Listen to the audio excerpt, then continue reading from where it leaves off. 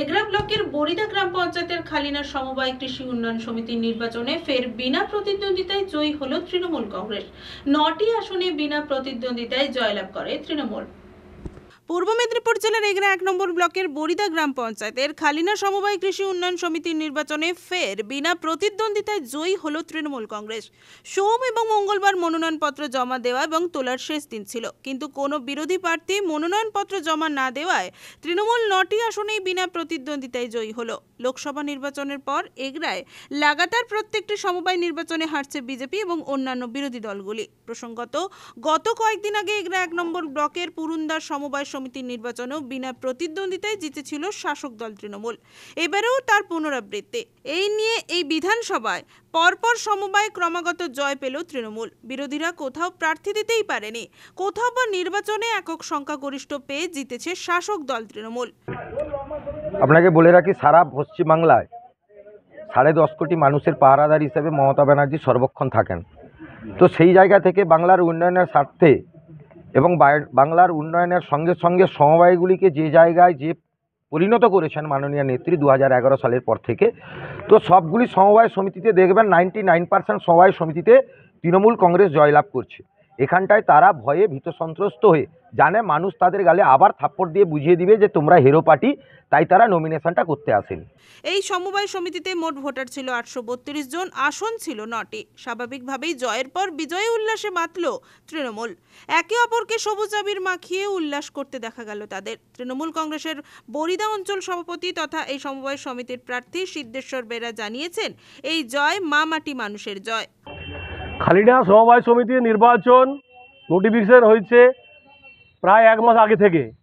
কালকে খালিনা সমবায় সমিতির নমিনেশনপত্র তোলার দিন ছিল। আমরা মমতা ব্যানার্জির মনোনীত তৃণমূল কংগ্রেসের মনোনীত প্রার্থী যারা ছিলাম 9 জন, আসন সংখ্যা 9, আমরা 9 জনই কালকে সময় 16 তারিখ যে টাইম ছিল সেই টাইমের মধ্যে আমরা নমিনেশনপত্র তুলেছিলাম। আমরা 3টা পর্যন্ত দেখেছি খালিনা সমবায় সমিতিতে কোনো বিরোধীরা এখানে নমিনেশনপত্র তুলতে আসেনি। আজকে সেই 9 জন প্রার্থী আমরা আমাদের জেলা পরিষদ সদস্য শান্তনু নায়কের নেতৃত্বে আমরা নমিনেশনপত্র যেখানে দাখিল করেছি, এবং সেই সূত্র ধরে যেহেতু কোনো বিরোধীরা নমিনেশনপত্র তুলেননি এবং আজকে জমা দেওয়ার কোনো কথাই আসছে না, আমরা 9 জনই তৃণমূল কংগ্রেসের মনোনীত, অভিষেক বন্দ্যোপাধ্যায় মনোনীত, মমতা ব্যানার্জি মনোনীত যারা প্রার্থী ছিলাম, আমরা বিনা প্রতিদ্বন্দ্বিতায় জয়লাভ করেছি। এই জয় এলাকার যারা ভোটার তাকে আমরা উৎসর্গ করব, আর আমাদের পরম শ্রদ্ধাভাজন নেত্রী মমতা ব্যানার্জিকে আমরা এবং অভিষেক বন্দ্যোপাধ্যায়কে আমরা উৎসর্গ করব, আর আমাদের জনপ্রিয় বিধায়ককে আমরা উৎসর্গ করব।